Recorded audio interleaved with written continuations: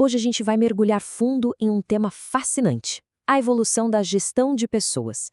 Vamos entender como essa área deixou de tratar funcionários como simples peças de uma máquina para enxergá-los como parceiros estratégicos, que são, na verdade, o coração de qualquer organização de sucesso. E para começar, vamos direto ao ponto com essa pergunta aqui, que é a base de tudo.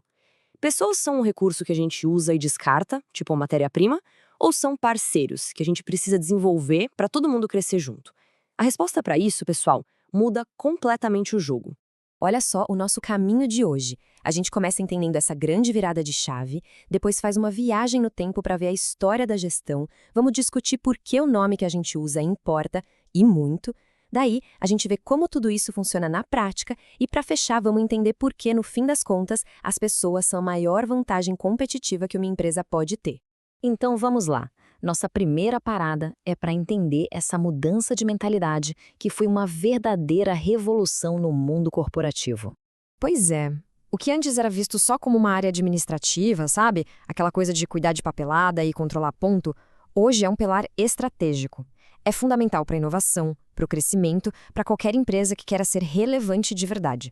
Agora, que tal a gente pegar uma máquina do tempo para entender como chegamos até aqui? As grandes mudanças na sociedade e na indústria foram moldando o jeito como as empresas olham para suas equipes. Lá no começo, desde a era da escravidão até a Revolução Industrial, a lógica era muito simples, quase matemática. O trabalhador era visto como uma unidade de produção. O que contava era quantas horas trabalhou, quanto custou, quanta força física ele tem. Era só isso. Essa linha do tempo aqui deixa a evolução bem clara, né? Antes de 1930, nem existia um departamento para cuidar de gente. O marco aqui no Brasil foi em 43, com a CLT, que botou as regras no papel. Nos anos 50, com as escolas de relações humanas, é que surge a figura do gerente de RH. Aí, nos anos 80, a preocupação com saúde e segurança começa a pegar. Mas a grande virada mesmo vem nos anos 90, com o início do pensamento estratégico, que nos trouxe até essa visão super integrada que a gente busca hoje. E essa virada nos anos 90 foi tão, mas tão profunda que exigiu uma nova linguagem. Uma simples troca de nome acabou sinalizando uma revolução inteira na filosofia de gestão. Pensa bem, com o fim da Guerra Fria, o mundo todo começou a refletir mais sobre o indivíduo, sobre liberdade. E nesse contexto, a palavra recurso começou a fazer um barulho estranho. Afinal, um recurso é algo que a gente usa e que se esgota, como o petróleo. Pessoas, com suas ideias, criatividade e potencial, são o oposto disso. E esse slide aqui mostra o contraste de uma forma brutal. De um lado, recursos humanos, a visão mais antiga, transacional, pessoas como um meio para atingir o lucro. Do outro lado, gestão de pessoas, a visão de parceria. As pessoas não são só um meio, elas são parte do negócio, participam das decisões. A diferença é gigantesca. Claro que hoje em dia a gente ouve vários nomes por aí. Gestão de talentos, gestão de gente, capital humano. Mas, no fim das contas, o que realmente importa não é a placa na porta. O ponto crucial é esse. As ações da empresa precisam ser coerentes com essa filosofia de parceria. Senão, é só marketing. Certo, mas como essa filosofia toda vira realidade? Como ela sai do papel e vai para o dia a dia da empresa? Vamos ver como a gestão de pessoas funciona na prática. A área precisa ser meio ambidestra, sabe? Ela tem que equilibrar duas frentes. De um lado tem o papel operacional, que é essencial, a base de tudo, como cuidar da folha de pagamento. Mas do outro lado, e ganhando cada vez mais importância, está o papel estratégico. Pensar no futuro, desenvolver os times, atrair as pessoas certas para os desafios que vêm por aí. E essa atuação toda se apoia em 6 pilares, que funcionam como um sistema, um ciclo contínuo. Tudo começa contratando as pessoas certas. Depois, é preciso manter essa turma engajada com uma boa remuneração e benefícios.